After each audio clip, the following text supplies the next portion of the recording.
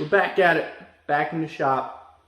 Got a 2005 GMC Sierra 2500. It's got some low miles on it, 86,000 or something like that. But the issue is the blower motor's not working. So today we are going to find out why. It's going to be a little diagnostics video. So without any more talking, let's get right into it and see what's going on. So right here you can see your blower motor resistor.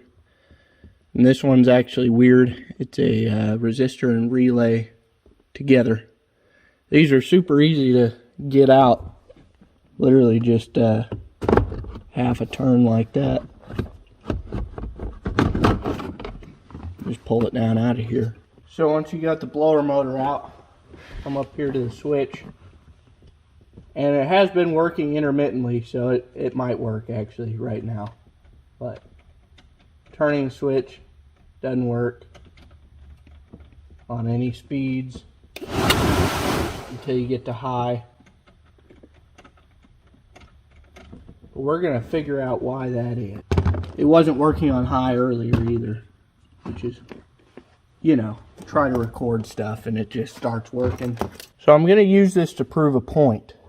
This is it wasn't working on any speed before I started recording. But anyways, say it wasn't working at all, wasn't working on any speed, and so you suspect the blower motor to be out, and you come over here to your plug-in, you've got power and ground, and you take your multimeter, you touch them.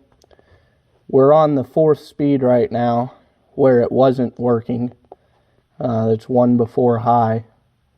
And you say, oh, we got 12 volts. Let's try to go to medium speed. And you put your meters on there, and oh, we got 12 volts. Well, not quite 12 volts, but close. And it's not working on it. The motor's not working on any speed. I guess it must be the motor.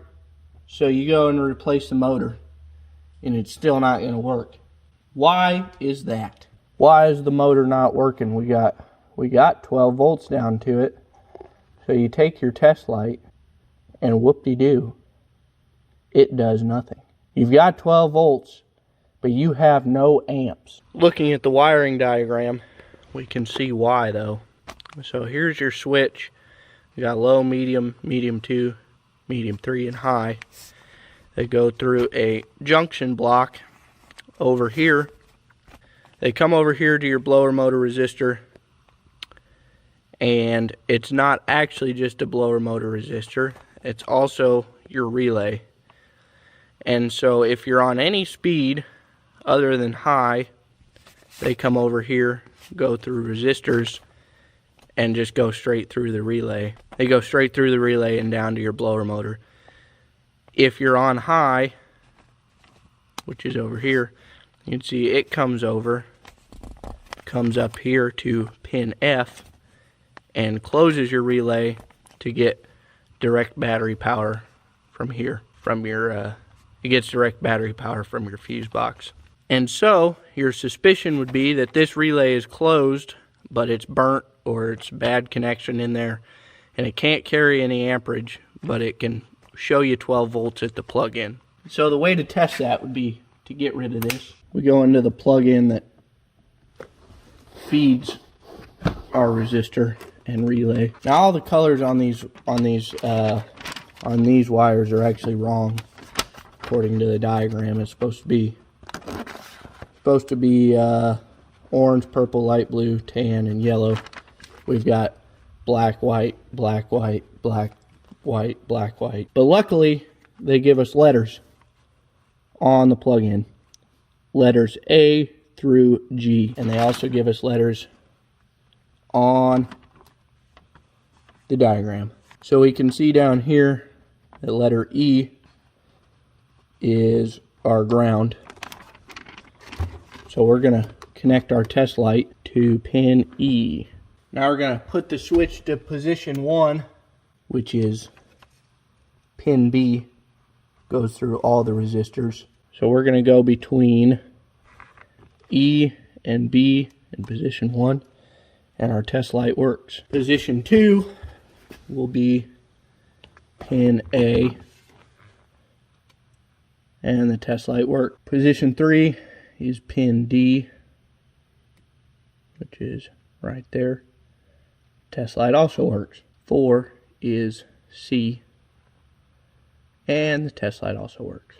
And then our high position works a little bit differently, because if you remember, it would be high position comes to pin F, but pin F actually closes the relay. So we make sure we got power to close the relay, and we do, and it can hold some amperage.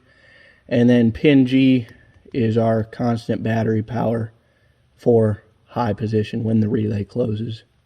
And we also have power there. So all of these pins are working and can handle some amperage, meaning we suspect that this relay is the thing that can't handle amperage, but it still shows us our voltage. Don't always trust your multimeter, because this plug-in was showing 12 volts, but you put a test light on it, it won't light it up.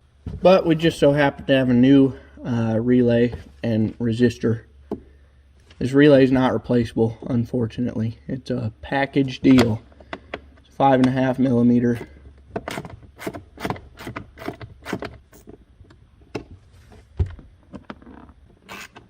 Two bolts.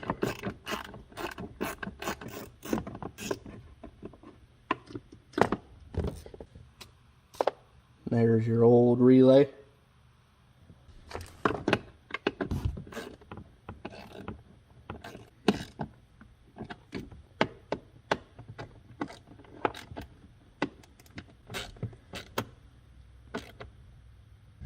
You got it tightened up, plug everything back in.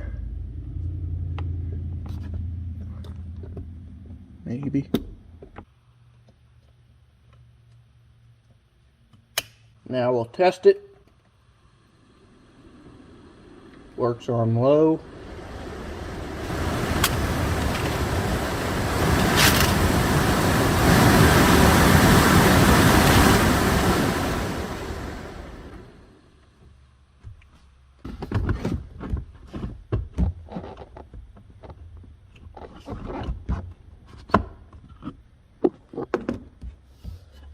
Pop your blower motor back in. It's all put back together and all working. So the point of this video is to show that your multimeter can sometimes lie to you. It's usually with things that use a lot of amperage and have a relay. I've had that happen with fuel pumps that you see voltage, and then once you check it with a test light, it won't light up a test light. So make sure you always check with a test light or a headlight. There's a lot of people I see that use headlight bulbs. That's honestly not even a very high amperage test light. It's not pulling a ton. It's probably less. It's probably 1 amp or less. But you can see even with a bad relay, with a light that pulls that little amperage, it can't hold it. But to be extra sure, you can use a headlight bulb. But yeah, thanks for watching, and I'll see you on the next one.